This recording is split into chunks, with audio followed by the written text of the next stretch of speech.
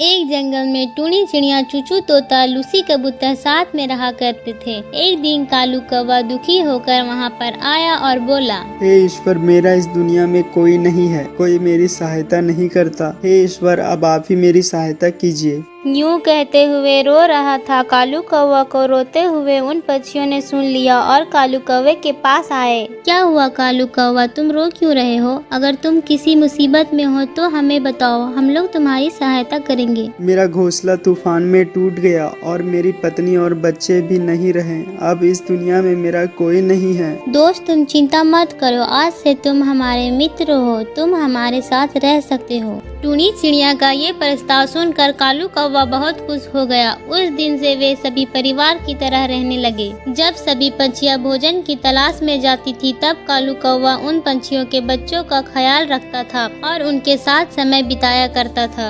एक दिन चूचू तोता अपने दोस्तों से घबराते हुए बोली, दोस्त, मेरे बच्चे कहीं दिखाई नहीं दे रहे हैं, ना जाने कहाँ चले गए हैं। ये कहकर चूचू तोता रोने लगी। दोस्त, तुम चिंता मत करो, और अभी सभी बच्चे तो यहीं थे, वो आसपास खेलते होंगे। तुम चिंता मत करो, चलो उन्हें ढूंढते हैं। फिर सभी पक्षी तोते के बच्चों को ढूंढने निकले, लेकिन उन्हें बच्चे कहीं पर भी नहीं मिले। फिर सभी पक्षी उदास होकर वापस लौटे। घबराई हुई चूचू तोता ने कहा, मेरे बच्चे कहाँ गए होंगे, जरूर उन्हें कोई खा गया होगा। दुखी मत हो मेरे दोस्त। यूं ही कुछ दिन बीत गए और लूसी कबूतर के बच्चे भी गायब हो गए और फिर से सभी पंछियां अलग अलग दिशा में ढूंढने निकले, लेकिन कहीं पर भी बच्चों का पता नहीं चला। सभी उदास होकर वापस लौटे। कुछ दिन पहले मेरे बच्चे गायब हो गए और आज लूसी के बच्चे गायब हो गए। मुझे तो कुछ समझ में नहीं आ रहा है। लगता है जानबूझकर हमारे साथ कोई ऐसा कर रहा है। ये कोई दुश्मन ही होगा हमारा। पर भला कौन हमारा दुश्मन हो सकता है? हमारा तो किसी से झगड़ा भी नहीं हुआ है।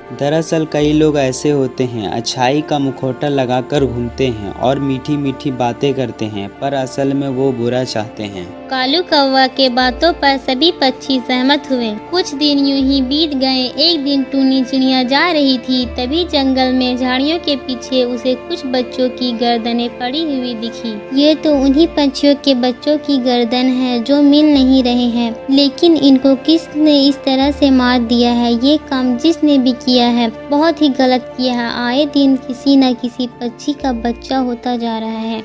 चलो मैं अपने बच्चों के पास जाके बैठ जाती हूँ, वरना कहीं मेरे बच्चे भी गायब ना हो जाएं। तभी टूनी चिड़िया अपने घोंसले में आती है और देखती है कि उसका भी बच्चा गायब है। वो बहुत ही ज्यादा परेशान हो जाती है। लगता है किसी ने मेरे बच्चे को भी उसी तरह मार दिया है। मैं क्या करूं? ये बहुत ही गलत हुआ है, लेकिन आखिर ये सब कौन कर रहा है? वैसे मेरा शक तो इस कालू कौवे पर ही जा रहा है। जब से ये यहाँ आया है तब से सभी पक्षियों के बच्चे गायब हो रहे हैं। दूसरी तरफ लूसी कबूतर देखती है कि कालू कौवा टूनी के बच्चों को लेकर जा रहा था। लूसी कबूतर तुरंत टूनी के पास आती है और बोलती है, टूनी मेरी बहन, ये दुष्ट कालू कौवा तुम्हारे बच्चों को पहाड़ी के तरफ ले गया है। अब तो ये कालू कौवा मेरे बच्चे को भी खा जाएगा। अब मैं क्या करूं? टूनी मेरी बहन, ये रोने का समय नहीं है। चलो सभी पंछियों को इकट्ठा करो, आज इस कालू कौवा को नहीं छोड़ेंगे। दूसरी तरफ कालू कौवा टूनी के बच्चों को काटने जा ही रहा होता है कि अचानक सभी पक्षी वहाँ पर आ जाते हैं।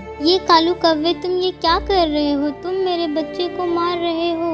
अरे ये क्या हो गया? तुम सब पक्षी यहाँ कैसे आ गए? तुम्हें क्या लगा था कालू कौवे तुम बच जाओगे? लूसी कबूतर तुम्हें मेरे बच्चे को ले जाते हुए देख लिया था।